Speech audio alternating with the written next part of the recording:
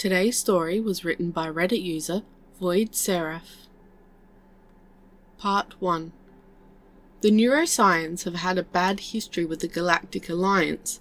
To start, they are the only sapient parasites in the known galaxy.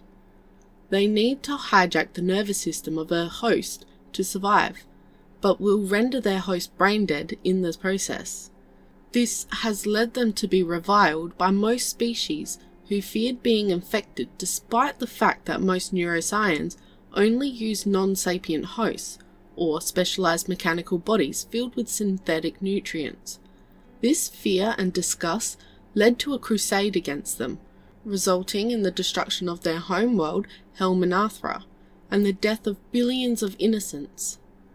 With their species on the brink of extinction, the surviving neuroscience gathered a ramshackle fleet together and fled to the edge of the known galaxy, to a backwater planet named Earth. Upon arrival, one neuroscience ship suffered a catastrophic engine failure and crashed outside a desert town.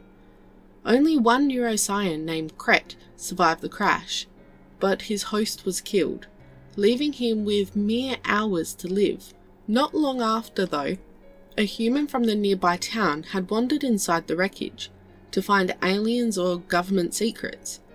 Despite his aversion towards using sapients as hosts, Kret was desperate, and so he lunged at the human and dug his tendrils into the human's spinal cord.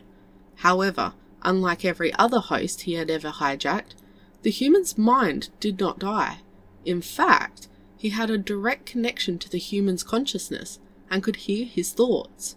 Currently, though, those thoughts were, "Oh god, Jesus fuck, there's a fucking alien on me, it's going to lay fucking eggs in me, I'm going to fucking die." "I'm not going to lay eggs in you," Kret said, through his newfound connection in an attempt to calm the human down. "Jesus fucking Christ, it's in my fucking head!"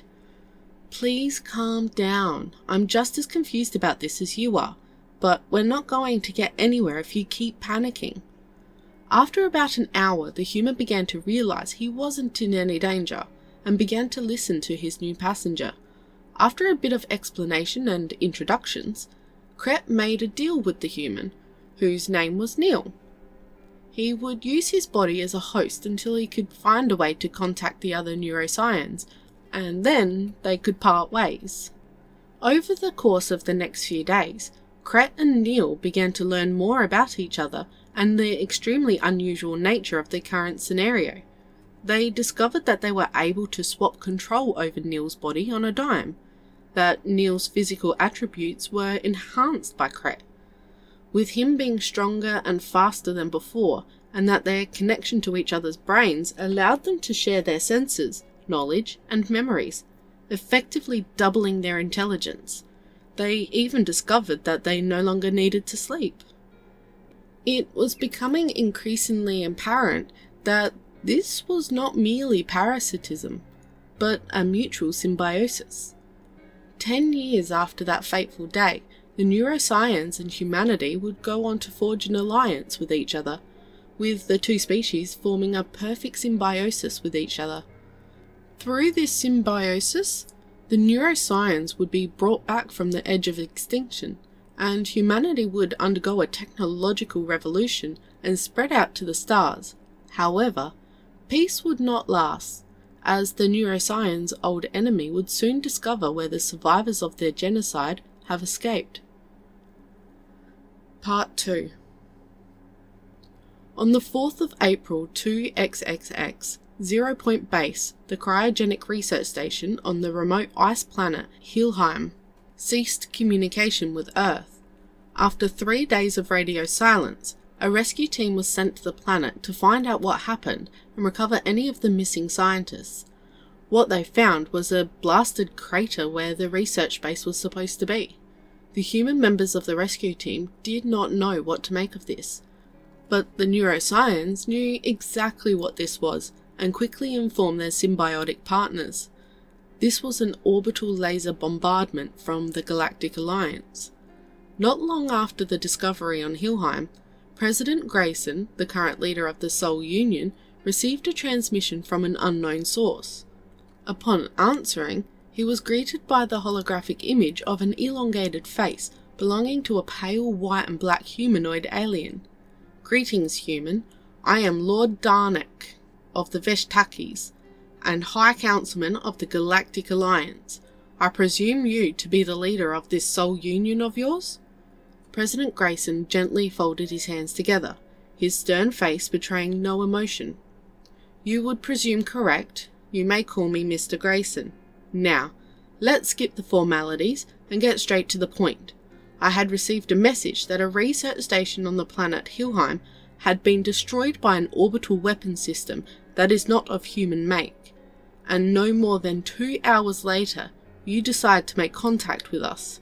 Now, tell me, are you responsible for the deaths of Soul Union citizens?" "That was indeed us, Mr. Grayson, though not without good reason," said Lord Darnak, with an air of smug superiority. "You see, we had found evidence that your former scientific researchers were infected by parasitic life forms that we have been following for some time now. This particular species is quite insidious, with it taking hold of its host's mind and utterly destroying it so it can puppet its near-lifeless body. Since those scientists were infected, they were practically dead already, and all we'd done is simply prevented the spread of infection to the general population." President Grayson stared deeply into the eyes of Lord Darnak, getting a good view of all his features before replying. "High Councilman, under normal circumstances, I would congratulate you and express my gratitude for saving my people from a deadly plague. However, there is one problem. Those parasites you saved us from have names. Dr. Fashk, Dr. Dravak, Dr. Selvos, and Dr. Zernvad, to name a few." The anger that President Grayson had expertly hidden now coming to the forefront. "I'm afraid you must be confused. Your scientists were dead already when the parasites—" "We're called neuroscience," President Grayson said with a different voice. "Our names are Neil Henry Grayson and Kret Elur. We were the first human and neuroscience symbiote, and we remember what you did on Hilmanathra." Their voices speaking as one. "We give you one chance to turn around and go back to Alliance space, or we will have no choice but to force you to leave." Upon this reveal, Lord Darnak's face twisted into an expression of disgust and then rage. "How dare you filthy vermin speak to me in such a way? I will not back down until every last one of you parasites are wiped from existence." President Grayson simply stared deeply into the eyes of the High Councilman before uttering 4 words in tranquil fury. "Then this means war."